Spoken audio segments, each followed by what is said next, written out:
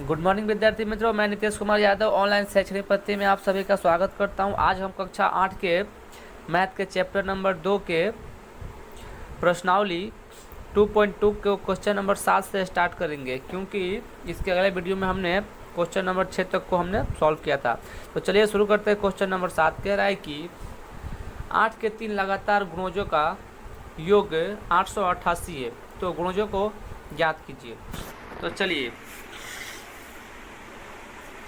कह रहा है कि 8 के 3 लगातार गुणजों का योग 888 है, गुणजों को ज्ञात कीजिए। ओके, तो हम क्या कह रहे हैं, सबसे पहले माना कि 8 के 3 लगातार गुणज 8 x प्लस 8 और x प्लस 16 है। क्योंकि इसमें क्या करें, लगातार 8 के गुणज, तो आप सभी को पता है कि 8 का गुणज क्या होता है, 8, 16, 32, 24, इस प्रकार से आगे बढ़ता जाता है। तो लगातार, तो मान लीजिए पहले तो आपको अपने को पता नहीं, तो पहला हमने x माना। ओके, दूसरा हमने क्या लिया, x प्लस 8 लिया, और तीसरा क्या लिया, x प्लस 16 लिया। ओके, तो प्रश्न के अनुसार आपको पता है कि ये तीनों का गुणज जो कितना है, 888 है। तो देखिए हमने क्या किया है, आप यहाँ पे देख रहे हैं कि देखिए किस प्रकार से हमने यहाँ पे इसके बराबर कितना हो गया, 888 हो गया।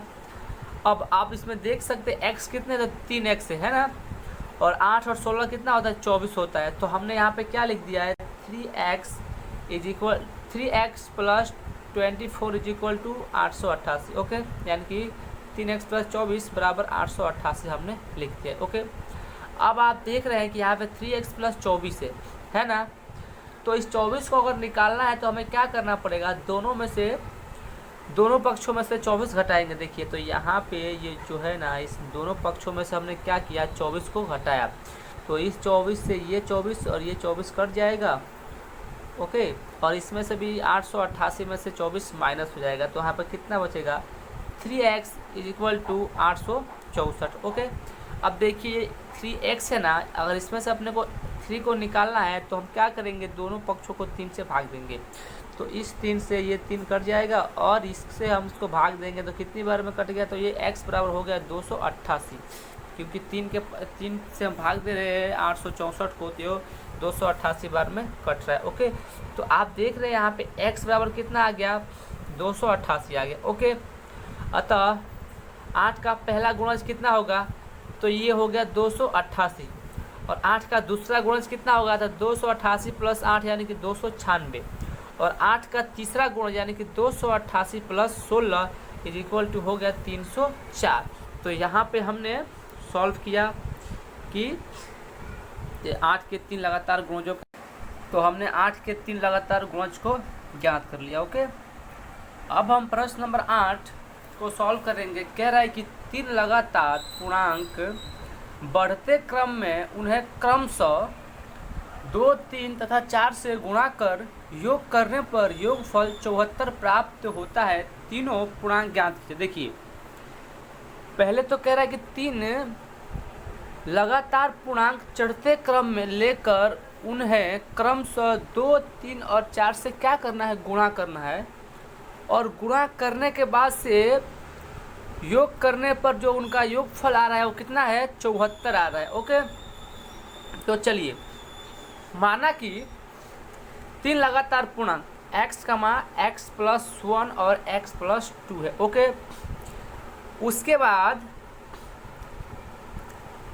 ये तो हमने मान लिया, 3 लगातार पूर्णांक ये हमने मान लिया। उसके बाद से कह रहा है कि क्रमशः 2, 3, 4 से गुणा कर योग करने पर योगफल कितना है, तो 74 प्राप्त हो रहा है। ओके, तो हमने यहाँ पे देखिए x को 2 से गुणा किया, 2x, उसके बाद से क्या था, x प्लस 2, तो x प्लस 2 को x प्लस 1, देखिए यहाँ पे x प्लस 1, तो x प्लस 1 को हमने 3 से गुणा किया, और फिर से प्लस x प्लस 2 को हमने किससे गुणा किया, 4 से गुणा किया। ओके, और गुणा करने पर हम योग कितना आ रहा है, तो 74 यानी कि 74 आ रहा है। ओके, अब हम यहाँ पे देखेंगे, चलिए गुणा करेंगे तो आपको पता है कि यहाँ पे 2x, तो x का गुणा करेंगे 2 से तो 2x आएगा, उसके बाद से देखिए यहाँ पे 3 इंटू एक्स प्लस 1, तो 3x से गुणा किया तो 3x, और उसके बाद से 3 से गुणा किया तो 3।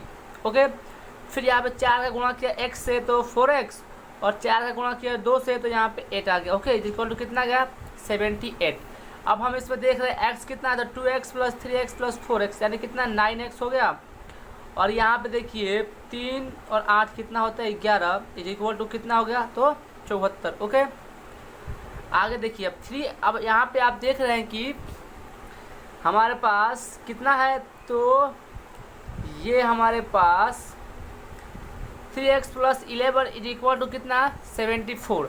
अब हमें क्या करना है, इस 11 को निकालना है। ओके, अगर हम इस 11 को निकालना है तो हमें दोनों पक्षों में से 11 को घटाना पड़ेगा। क्या करना पड़ेगा, तो घटाना पड़ेगा। तो घटाव करेंगे तो देखिए यहाँ पे 11 माइनस 11, तो 11 से 11 कट गया, और यहाँ पे 74 में से 11 घटाया तो कितना आ गया 63, यानी कि 9x is equal to 63। Okay, अब देखिए अगर इस 9x में से 9 को निकालना है तो हमें क्या करना पड़ेगा, दोनों पक्षों को 9 से भाग करना पड़ेगा। हाँ, यहाँ पे हमने दोनों पक्षों को क्या किया 9 से भाग किया, तो इस 9 से ये 9 कट गया, और ये इससे 7 बार में कट गया, यानी कि x बराबर आ गया कितना, x बराबर आ गया 7। ओके, तो पहला पूर्णांक हो गया 7, दूसरा पूर्णांक यानी कि 8, और तीसरा पूर्णांक यानी कि 9। ओके, आगे चलते हैं प्रश्न नंबर 9 की ओर। कह रहा है कि राहुल और हारून की वर्तमान आयु में अनुपात कितना है, तो 5:7 है। ओके, 4 वर्ष बाद उनकी आयु का योग जो है वो कितना हो जा रहा है, तो 56 वर्ष हो जाएगा। उनकी वर्तमान आयु क्या है। ओके, तो आप यहाँ पे देख रहे हैं कि हमको तो पहला अनुपात दिया है उसका कितना, राहुल का वर्तमान आयु यानी कि 5x, और हारून का जो है वो कितना है 7x। ओके, और कह रहा है कि 4 वर्ष बाद, यानी कि 4 वर्ष बाद कह रहा है, यानी कि दोनों में हमें क्या करना पड़ेगा 4 को जोड़ना पड़ेगा। ओके, तो देखिए हमने क्या किया यहाँ प्रश्न से, 5x प्लस 4 और 7x plus 4 is equal to 56, यानी कि दोनों का जो योग है वो क्या है, देखिए यहाँ पे कि 4 वर्ष बाद उनकी आयु का योग कितना हो जा रहा है 56 वर्ष हो रहा है। तो 4 वर्ष हमने क्या कर दिया इसमें जोड़ दिया। अब आप यहाँ पे देख रहे हैं कि यहाँ x वाले को साथ में ले लेते हैं, और जो अचर पद को साथ में लिया, तो हम देखो 5x plus 7x is equal to कितना 12x हो गया, और 4 4 कितना हो गया 8 इज इक्वल टू कितना हो गया 56। ओके, अब ये 12x प्लस 8 और इक्वल टू 56 है, तो इस 12x में से 8 को निकालना है। ये जो है आप यहाँ पे देख रहे हैं इस 8 को निकालना है अपने को। तो इस 8 को निकालने के लिए हम क्या करना पड़ेगा, दोनों पक्षों में से 8 को घटाना पड़ेगा। तो देखिए हमने यहाँ पे दोनों पक्षों में से क्या किया 8 को घटा दिया।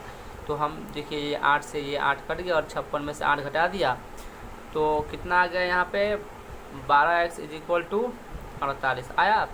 अब हमें जब ये 12x है इसमें से 12 निकालना है, तो हम क्या करना पड़ेगा, दोनों पक्षों को 12 से भाग देना पड़ेगा। तो इस 12 से ये 12 कट गया, और ये 12 से भाग दिया तो कितना आया 12 चौके 48, यानी कि x इज इक्वल टू 4 आ गया। कितना आ गया 4।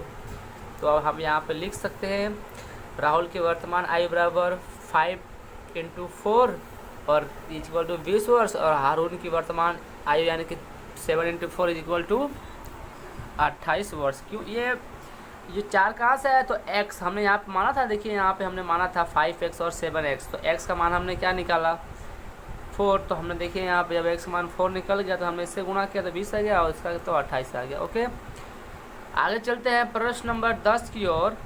कह रहा है कि किसी कक्षा में बालक और बालिकाओं के संख्याओं में अनुपात 7:5 है। यदि बालकों की संख्या बालिकाओं की संख्या से 8 अधिक है तो कक्षा में कुल कितने विद्यार्थी हैं। तो देखिए यहाँ पे आप साफ साफ लिखा हुआ है कि जो बालक और बालिकाओं का अनुपात है वो कितना है 7:5 है। ओके, और यहाँ पे कह रहा है कि बालकों की संख्या बालिकाओं की संख्या से 8 अधिक है। तो हम यहाँ पे हल देखिए, माना कि बालिकाओं की संख्या बराबर x, और इसलिए बालकों की संख्या बराबर क्या हो जाएगा x + 8, क्योंकि यहाँ पे सवाल में कह रहा है कि बालकों की संख्या, आप यहाँ पे देख सकते हैं लिखा है बालिकों की संख्या बालिकाओं की संख्या से 8 अधिक है, तो हमने इसलिए लिखा माना कि बालिकाओं की संख्या बराबर x, इसलिए बालकों की संख्या बराबर x + 8। ओके, अब प्रश्न से, ओके,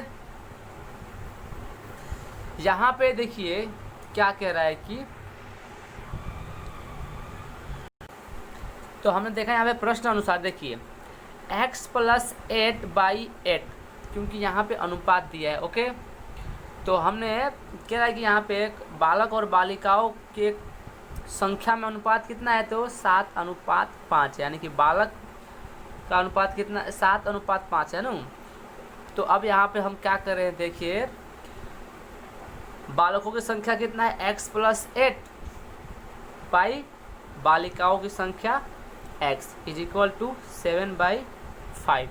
ओके, प्रश्न से अब आगे चलते हैं। तो देखिए आप सभी को पता है कि इस प्रकार जब इस प्रकार से होता है तो क्या होता है, क्रॉस में गुणा होता है। हाँ, जब इक्वल टू होता है तो संख्याओं का क्रॉस में गुणा होता है। हाँ, तो यहाँ पे x + 8 गुणे कितना हो गया 5, या फिर 5 गुणे x + 8, ओके, = ये 7 × x, यानी कि 7x हो जाएगा। ओके, तो जब इस प्रकार से हमने लिख दिया तो अपने को पता है कि जो है 5 पे इसका गुणा होगा दोनों से, x से भी होगा और 8 से भी होगा। तो यहाँ पे हो गया 5x + 40 = 7x। ओके, अब हम क्या करते हैं कि जो x वाले संख्या उसको एक साथ लेते हैं। तो चलिए आप देखिए, जब ये 40 वाला जो संख्या ये प्लस में है ना, अगर इसको उस साइड भेजेंगे तो क्या हो जाएगा, माइनस में हो जाएगा। ओके, और ये भी प्लस में है तो इसको इस साइड भेजेंगे तो क्या हो जाएगा, माइनस। यानी इसको यहाँ पे लिया, देखिए कितना हो गया, माइनस हो गया। ये प्लस में था तो इसको इस साइड भेजा 40 को, तो ये हो गया माइनस में। यानी कि 5x - 7x = कितना हो गया, -40। तो 5x में से अगर हम माइनस करते हैं 7x तो हमको कितना आएगा, -2x आएगा। ओके, और यहाँ पे आएगा -40। ओके, अब देखिए हमें क्या करना पड़ेगा, इस x में से 2 को निकालना पड़ेगा। ओके, तो अगर इस 2 को निकालना है तो हमें क्या करना पड़ेगा, दोनों पक्षों में -2 से भाग करना पड़ेगा। और जब हम दोनों पक्षों में -2 से भाग करेंगे तो इस -2 से -2 कट जाएगा, और इससे भाग देंगे तो ये कितना हो गया, तो 40, यानी कि x बराबर कितना हो जाएगा, 40। अतः बालकों का संख्या कितना है, बालिकाओं का संख्या 20 हो जाएगा, और बालकों की संख्या कितना जाएगा, तो 20 + 8, यानी कि 8 अधिक था तो कितना हो गया, 28। ओके, तो इस प्रकार से हमने प्रश्न नंबर 10 को सॉल्व किया। आगे चलते हैं प्रश्न नंबर 11 की ओर। कह रहा है कि बाईचुंग के पिताजी उसके दादाजी से 26 वर्ष छोटे हैं। ओके, कह रहा है कि बाईचुंग के पिताजी उसके दादाजी से 26 वर्ष छोटे हैं और उससे 29 वर्ष बड़े हैं।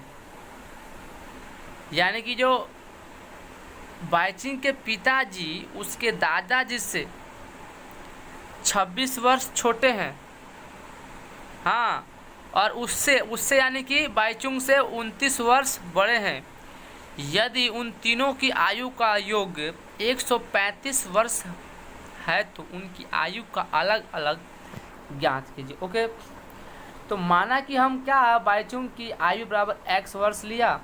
ओके, और इसलिए बाईचुंग के पिताजी की आयु कितने जाएगी, तो x + 29 वर्ष, क्योंकि उसके पिताजी जो हैं वो तो बाईचुंग से बड़े ही होंगे। तो हमने क्या ले लिया, x + 29, और बाईचुंग के जो दादाजी हैं वो क्या है, तो इन दोनों से 26 वर्ष बड़े हैं। यहाँ पे क्या कह रहा है कि उसके जो दादाजी हैं, बाईचुंग के पिताजी उसके दादाजी से 26 वर्ष छोटे हैं, 26 वर्ष छोटे हैं। किसके, तो उसके पिताजी, और बाईचुंग से 29 वर्ष बड़े हैं। तो हमने क्या माना, बाईचुंग का उम्र बराबर x और बाईचुंग के पिताजी का उम्र बराबर x प्लस 29, और बाईचुंग के दादाजी का उम्र इन दोनों से क्या है, वो 26 वर्ष बड़े हैं, यानी कि x plus 29 plus 26 is equal to x plus 55 वर्ष हो गया। अब प्रश्न अनुसार देखिए यहाँ पे x प्लस, पहला x किसका उम्र है, तो ये बाईचुंग का उम्र है, ओके, और x प्लस 29 किसका उम्र है, तो उसके पिताजी का, और x प्लस 55 किसका उम्र है, तो उसके दादाजी का, ओके, इज इक्वल टू कितना हो गया, 135 वर्ष। अब यहाँ पे देखिए x कितना है, 3 है, तो यानी कि 3x प्लस ये 29 और प्लस 55 को जोड़ा कितना होगा, 84 हो जाएगा। तो 3x plus 84 is equal to 135। अब इस 84 को निकालना है तो हमें क्या करना पड़ेगा, दोनों पक्षों में से 84 घटाना पड़ेगा। तो हमने इस 84 से इस 84 को घटा दिया और 135 में से 84 माइनस किया तो कितना आया, 3x बराबर 51, यानी कि ये 3x बराबर 51 हो गया। अब देखिए ये 3x में से अगर 3 को निकालना है तो हमें क्या करना पड़ेगा, दोनों पक्षों में 3 से भाग करना पड़ेगा। तो इस 3 से ये 3 कट गया और इससे 1 कट गया, 17/12, यानी कि x बराबर हो गया कितना, 17 वर्ष। यानी कि बाईचुंग की उम्र हो जाएगा 17 वर्ष, उसके पिताजी का उम्र हो जाएगा 46 वर्ष और उसके दादाजी का उम्र हो जाएगा 72 वर्ष। तो विद्यार्थी मित्रों आज के लिए इतना ही, तब तक के लिए धन्यवाद, मिलते हैं अगले वीडियो।